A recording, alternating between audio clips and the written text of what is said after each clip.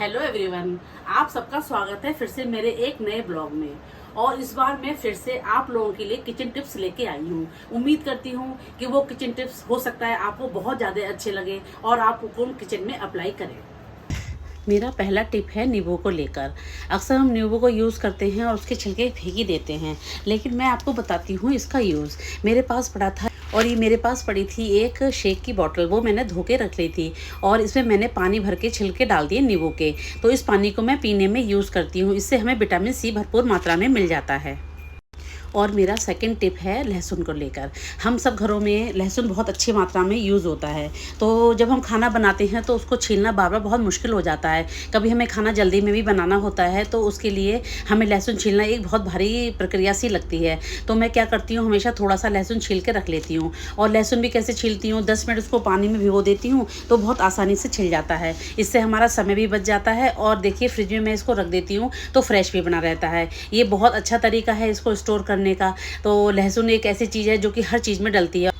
और मैं बताती हूँ आपको नेक्स्ट टिप। ये देखिए पानी की बॉटल्स होती हैं जो कि हम यूं ही फेंक देते हैं। मैं इसका एक अच्छे से यूज़ बताती हूँ। मैंने इस बॉटल के ढक्कन पे कर दिए हैं बहुत सारे छेद, तो और पानी भी भर लिया है। तो छेद करने से क्या है कि इसका जो है पानी आराम से इसके अंदर से निकल जाता है। तो मैं इसका यूज़ करती हूँ पौधों में पानी लगाने के लिए। तो बहुत आसानी से पौधे भी धुल जाते हैं और पानी भी लगाने में कोई टेंशन नहीं होती है और बॉटल भी यूज़ हो जाती है। तो आपके घर में भी ऐसे अगर बॉटल पड़ी हो तो आप भी इनको अच्छे से यूज़ कर सकते हो। मैं तो हमेशा ही जब पुरानी बॉटल हो जाती है, बहुत समय तक हम पानी पीने में यूज़ नहीं करते, मैं इसी में यूज़ कर लेती हूँ। और मेरी नेक्स्ट टिप है डस्टबिन को लेके। गर्मियाँ हैं, डस्टबिन को साफ़ रखना भी बहुत ज़्यादा ज़रूरी है। और डस्टबिन रहता है हमारे किचन में, इसलिए उसकी सफाई बहुत ज़्यादा ज़रूरी है।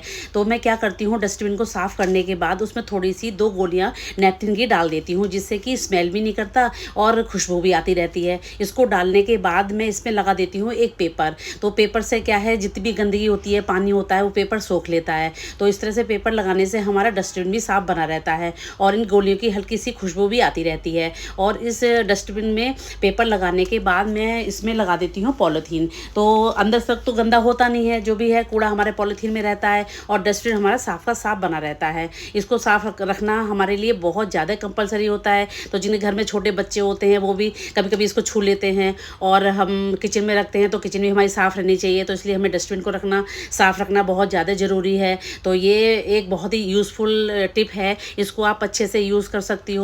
तो इसमें कोई ज़्यादा टाइम भी नहीं लगता है, इसको हम प्रॉपर तरीके से साफ़ रख सकते हैं। और चलिए बढ़ते हैं नेक्स्ट टिप की तरफ।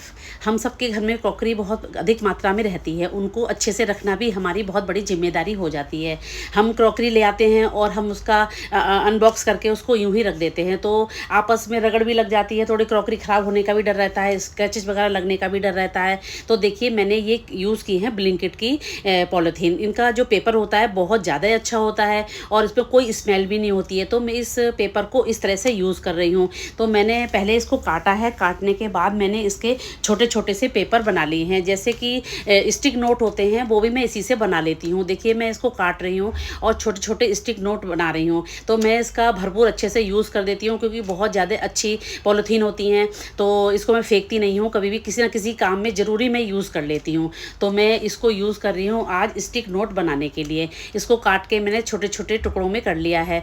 छोटे छोटे टुकड़ों में करने के बाद मैंने इसको काट के इसमें लगा दी है मैंने एक पिन, जो कपड़ों की पिन है, कोई भी लगा सकते हो आप, मैंने तो कपड़ों की पिन लगा दी है।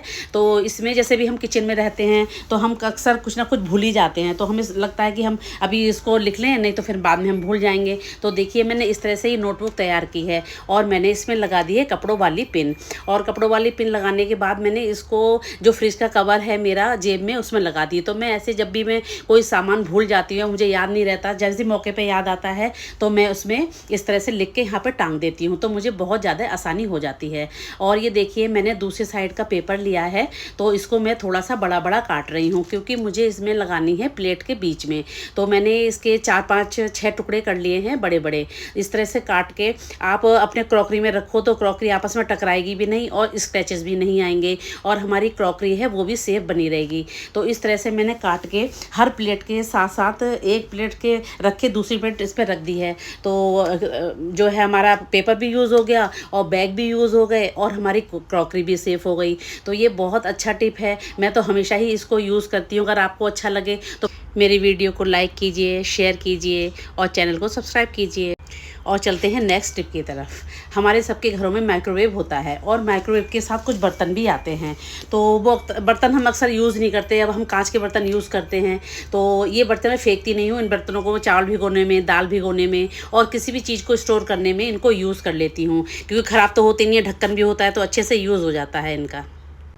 और देखिए मैं आपको बताती हूँ एक बहुत इम्पोर्टेंट टिप।